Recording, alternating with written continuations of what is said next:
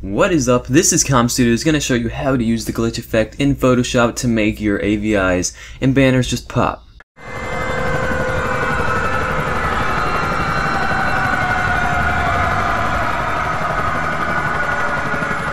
What is up? This is CommStudios showing you guys a little tutorial on how to do the glitch effect with Photoshop. There's a few different things you can do with the glitch effect that look pretty cool, so let's get started. First of all, what you're going to want to do is you want to get your picture that you want to add the glitch effect to. Then you're going to want to save it for web. Go down to File, Save for Web and Devices. You always want to do this to save it in the best possible way. Make sure GIF is not checked. Make sure that PNG 24 is checked. And it should, there we go. And then all this stuff's checked how it is on here. And then you want to go down to Save. And it's gonna save it like that. I already have it saved once, so I'm gonna save it a different time. It's something else because I don't want to mess up the original. And then once that's saved, you want to open it up. Now the glitch effect can add many different things to your picture to make it better. Like here, I'll show you. Well, obviously that's what I'm gonna do. But all right, now that you have the picture saved as a PNG. To add the glitch effect, what you do is just Control J to copy the layer, the background layer. Double click beside the name. Don't double click on the name, it'll make you want to change it. And then you go down to channels, and either you uncheck the G or you uncheck the R and the B. If you uncheck the G, then whenever you click on the motion tool or move tool, if you press to the right, you press to the right a couple times with your arrow key. And you can see it adds a little glitch effect. And when you uncheck the G, then it makes it where purple is on the outside right and green is on the inside left if you move to the right, and if you move to the left it makes it where green is on the outside left still. So green's on the left. Now if you want to undo this, I'm pretty sure, I'm almost 100% sure, you uncheck the R and the B, and it has the opposite direction. If you go to the right, purple's on the left and green's on the right. So it just depends on your picture. Like whenever I have like a dark picture like this, I always want to uncheck the R and the B because I don't know, I think it just makes it look better. I like purple and dark more than green and dark. But it's all just preference. It's all what you think. But as you can see, it made it look a little like blurry sort of, but it actually, the blur effect with the glitch actually makes it look even better. I don't know. I think it just makes it look crisper. It makes the detail pop out more. It makes it look almost like you're wearing 3D glasses, which is kind of cool. Now if you want to, you can save it as that. Or another glitch effect I like to do, just make a new layer. What you can do is you can use the Mark A tool, and you click and drag over what you want to be glitched.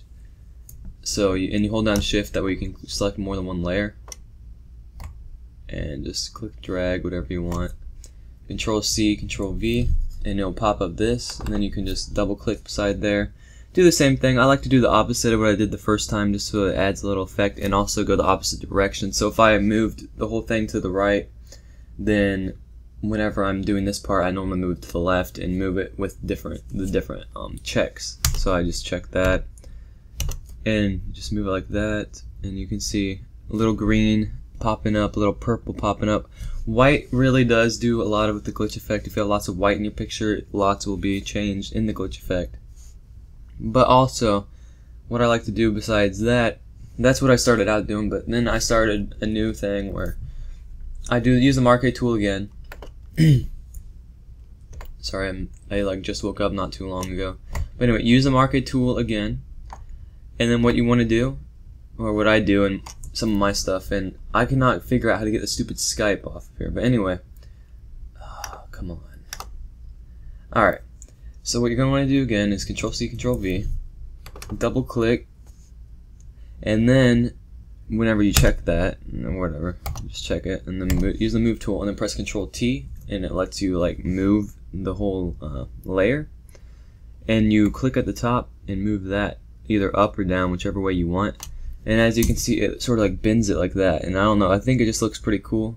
and then sometimes I also go through again, and then but then whenever I'm using for the text, what I like to do is I don't like to do this. It makes it look too messed up and stuff. What I do for the text most of the time is when I do the glitch effect, I just do one little strip like so. Control C, Control V twice, and then one layer. Oops, wait here, delete that. And then Control J that layer.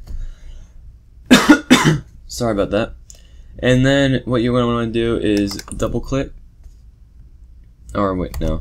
What you're going to want to do is delete the first one. Move the second one over just a tad, like so. And then copy this layer. Double click and uncheck this and move it back. And it adds like a little weird glitch effect to that. I don't know, I think it just looks pretty cool. So that's basically how you do the glitch effect. Also, I'm going to be testing out a new method that I have never tried before. I thought I might as well test it out live for this video. So I'm going to be testing out this new method. I have no idea if this is going to work or not. I guess we're going to find out together. So what I think I'm going to do is I'm going to double click on this, uncheck that, go up to filter, blur, radial blur. We're going to add a zoom, and we're going to put it down to about 3. Put it on best, and let's see what this does. Okay, it's not really noticeable at all. Maybe if I undo it, filter, blur, radial blur. And if I put up to like 15. Whoa, that actually looks pretty cool. Huh. Yeah, so that adds like a little smeared blur effect to it, a little smeared like blurry glitch effect, which actually I think looks actually pretty nice. So I don't know, you just have to mess around with it, just do stuff with it. The glitch effect can look really nice in logos, and as you see, I just made up something right now. So anyway, if you guys enjoyed, please leave a like and comment, and if you know how to turn off the Windows 8 Skype where it keeps popping up on the side, please comment below and tell me how to do it. It's so annoying. Also, if you guys want, I will release a video on how to pin tool hair, or how to make hair usable in an AVI, because lots of times people don't know how to do that, because as you can see, it's so fluffy and parts of it you have to see through and stuff, and it can get very annoying. But anyway, if you guys enjoyed, please leave a like and comment, and yeah, peace out.